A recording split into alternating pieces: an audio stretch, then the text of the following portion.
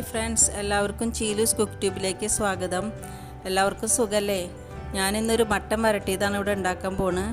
അതിനുവേണ്ടി ഞാൻ 1 കിലോ മട്ടനാണ് എടുത്തിട്ടുള്ളത്.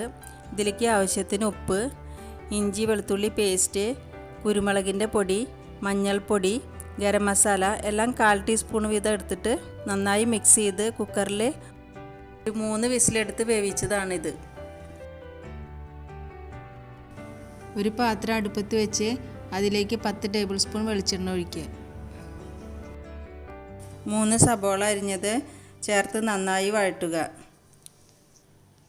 വന്നതിന് ശേഷം അതിലേക്ക് 1 ടീസ്പൂൺ പഞ്ചസാര ചേർത്ത് നന്നായി വഴറ്റുക.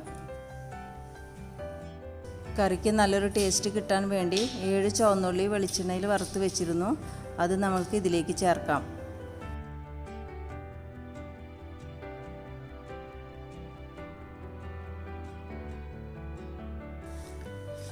ഇനി ഇതിലേക്ക് 2 ടേബിൾ സ്പൂൺ ഇഞ്ചി വെളുത്തുള്ളി പേസ്റ്റ് ചേർക്കാം.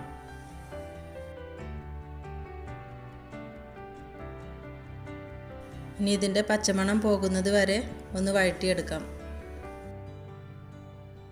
ഇതിലേക്ക് ആവശ്യത്തിന് കറിവേപ്പില, 3 പച്ചമുളക് അരിഞ്ഞത് ചേർത്ത് നന്നായി വഴറ്റുക. ഇനി ഇതിലേക്ക് 1/2 ടീസ്പൂൺ കുരുമുളക് പൊടി, 1 ടീസ്പൂൺ ഗരം മസാല എല്ലാം കൂടി നന്നായി വഴറ്റുക. ഇവിടെ ഞാൻ മല്ലിപ്പൊടിയും മുളക് പൊടിയും വറുത്ത് വെക്കാറാണ് പതിവ്. അതിൻ്റെ ക്വാണ്ടിറ്റി എങ്ങനെയാണ്: 1.5 ടേബിൾ സ്പൂൺ മല്ലിപ്പൊടി, 3 ടേബിൾ സ്പൂൺ മുളക് പൊടി. അതിൽ നിന്ന് 2 ടേബിൾ സ്പൂണ് ഇതിലേക്ക് ചേർക്കാം.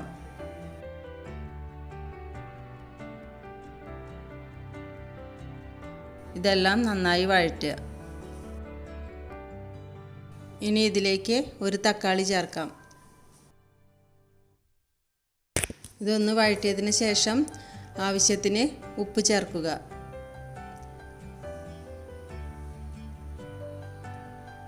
നന്നായി മിക്സ് ചെയ്ത് നമുക്ക് 2 മിനിറ്റ് മൂടി വേവിക്കാം.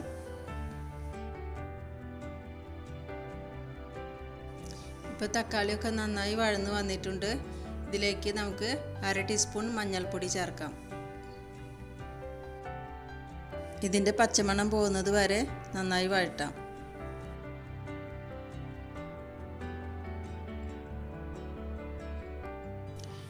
നമുക്കിനി വേവിച്ച് വെച്ചിരിക്കുന്ന മട്ടൺ ഇതിലേക്ക് ചേർക്കാം. ഞാനിതിൻ്റെ സ്റ്റോക്ക് എടുക്കുന്നില്ല. നിങ്ങൾക്ക് താല്പര്യം ഉണ്ടെങ്കിൽ അത് ഒഴിച്ചതിന് ശേഷം നന്നായി വരട്ടിയെടുത്താൽ മതി. ഇനി നമുക്കിത് നന്നായിട്ട് മിക്സ് ചെയ്തെടുക്കാം. മസാലയൊക്കെ പിടിക്കാനായിട്ട് ലോ ഫ്ലെയിമിൽ ഒരു 10 മിനിറ്റ് നേരം മൂടി വേവിക്കാം.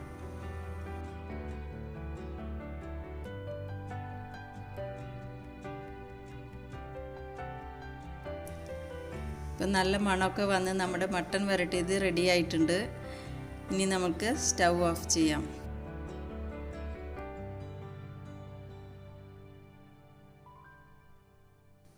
ഇനി നമുക്ക് ആവശ്യത്തിന് മല്ലിയില വിതറി സെർവ് ചെയ്യാം. ഇത് ഉണ്ടാക്കാൻ നല്ല ഈസിയാണ്, അതുപോലെ നല്ല ടേസ്റ്റിയുമാണ്. എല്ലാവരും ട്രൈ ചെയ്ത് നോക്കണം. ഫീഡ്ബാക്ക് എന്നെ അറിയിക്കണം. അപ്പോൾ അടുത്ത റെസിപ്പി ആയിട്ട് കാണാം. Okay, bye, thank U.